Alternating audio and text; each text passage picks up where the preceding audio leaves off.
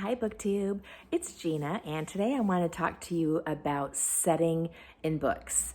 Now, if you've watched my channel for any length of time at all, you know that a relaxing and cozy setting at home and in my environment is very important to me. And I really also enjoy books that have a very strong setting. I think this has been the case for as long as I can remember, and I've got a couple of examples that I will share with you. But for me, setting is something that I think about a lot and that is really important. So I've shared this before. I've got this book called Living a Beautiful Life by Alexandra Stoddard. And this book I bought back in the 80s. I've talked about that before.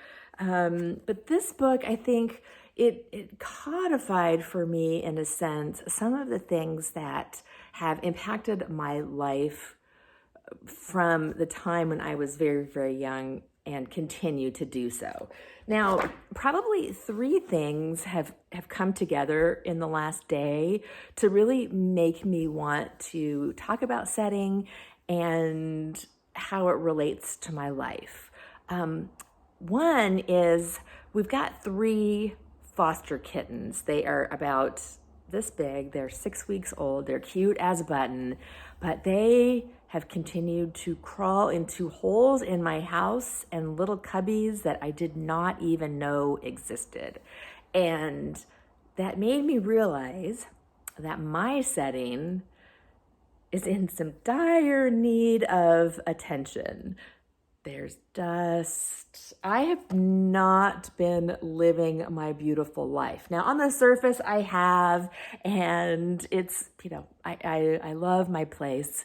But I realize that I need, my setting needs some tweaking. And when I get in that mood, I've got some books. I'm not going to talk about these in depth, but I've got this Apartment Therapy, the 8-Step Home Cure, which is a short book on how to make your setting function for you.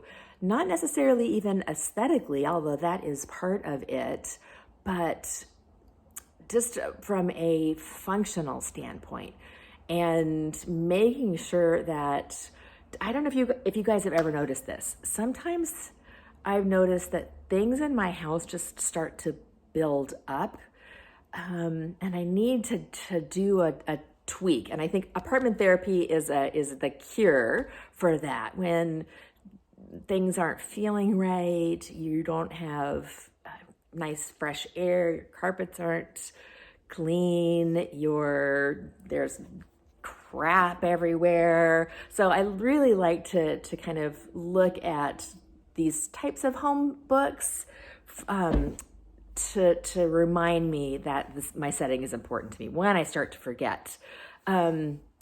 Secondly, I ordered some new sheets that came in the mail today. And so I was popping my sheets in the wash machine, and I realized this is another thing about my setting today that I really wanted to remind myself that it's okay to spend some time and energy and love on your personal setting.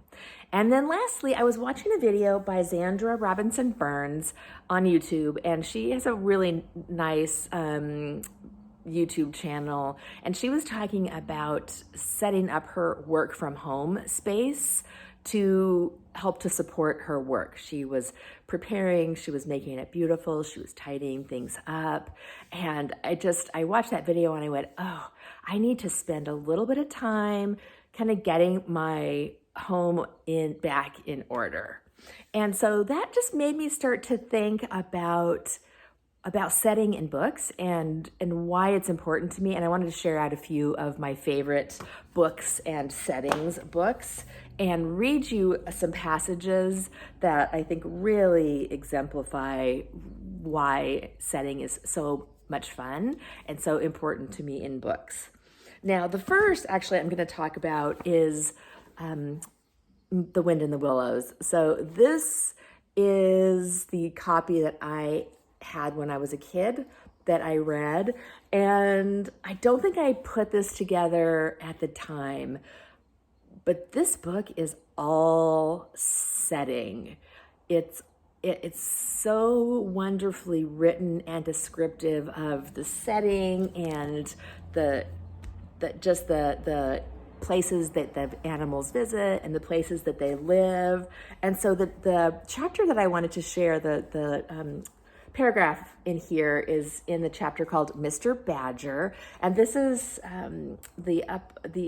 what leads up to this is Mole and Rat have had a rather difficult adventure trying to find Mr. Badger in the forest. And they have some trying times, but eventually they do stumble upon Mr. Badger's hole, and Badger takes care of them. He brings them in, and he's known to be a bit of a persnickety pickle, so they were not sure of their welcome, but he is wonderful. And after a meal, Mr. Badger says, "Well, it's time we were all in bed," said the Badger, getting up and fetching flat candlesticks. "Come along, you two, and I'll show you to your quarters. And take your time tomorrow morning. Breakfast at any hour you please." He conducted the two animals to a long room that seemed half bedchamber and half loft. The Badger's winter stores, which indeed were visible everywhere, took up half the room, piles of apples, turnips, and potatoes, baskets full of nuts and jars of honey. But the two little white beds on the remainder of the floor looked soft and inviting, and the linen on them, though coarse, was clean and smelt beautifully of lavender. And the Mole and the Water Rat, shaking off their garments in some 30 seconds, tumbled in between the sheets in great joy and contentment. Isn't that wonderful? I feel that way almost every night. I'm gonna go put my new sheets on my bed, and I'm going to tumble into bed tonight with sheer joy and contentment. And so I think that is, that was a good, I'm not sure of the cause and effect. To some extent, I think this supports the feeling that I have about setting, but I think it also helped to support that when I was young, and to create that just that need in me.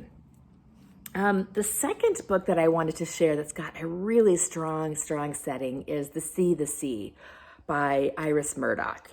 And this book is about as different from The Wind in the Willows as you can get. It is literary fiction. I think it's an odd book. It's been years since I've actually read it from start to finish. But I've got some really, really favorite passages in here that I reread every once in a while. And this one is the narrator talking about his home and his food. And he says, "It is after lunch, and I shall now describe the house." He actually goes on to describe lunch, and then 3 pages later forgets that he had never described the house. So we're actually going to talk about lunch right now. "For lunch, I may say I ate and greatly enjoyed the following: anchovy paste on hot buttered toast, then baked beans and kidney beans with chopped celery, tomatoes, lemon juice, and olive oil.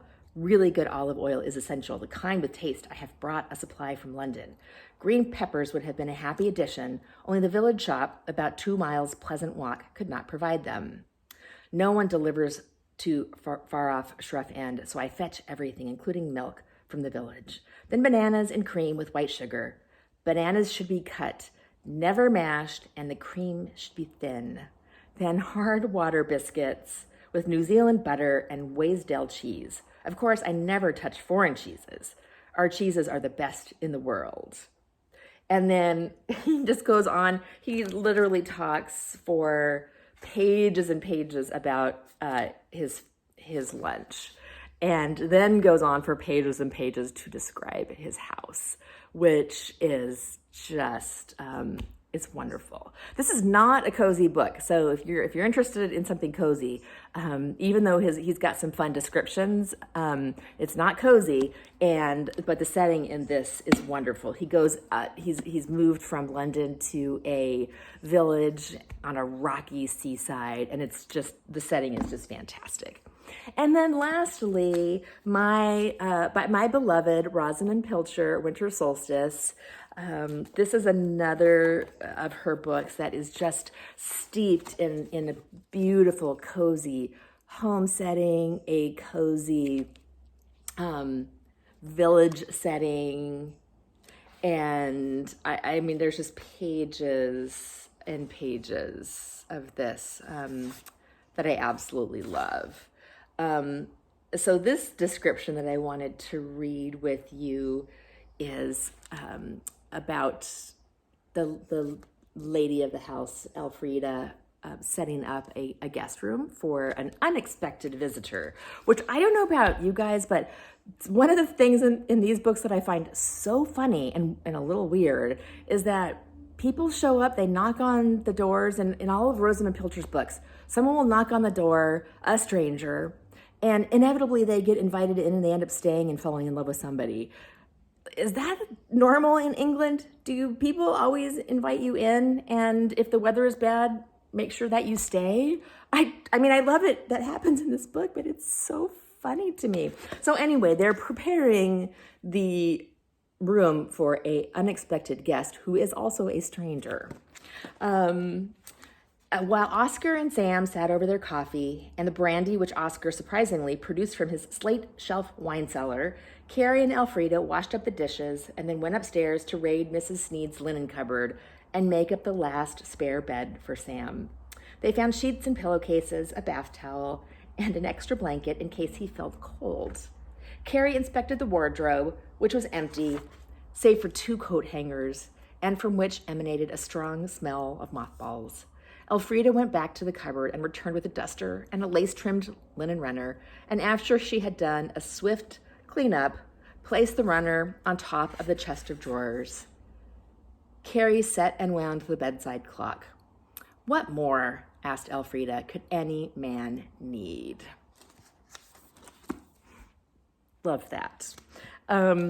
So just to sum up, I love books that have fantastic settings. Now, these were 3, I think, that were sort of good home settings, but there are also settings that I like that they don't have to be cozy. I think, in fantasy books, I've got the Realm of the Elderlings series up here, Madship and Fitz and the Fool, and those settings are fantastic. I wouldn't say they're cozy, but they're wonderful, rich settings. And it's really important to me to have a good setting in a book. Now, some people I know read for fantasy, for character. Some people read for plot. And of course, those things are important to me. But I think that setting is one of the most important things to me in a book. So I hope that this was enjoyable, and I will talk to you later. Bye.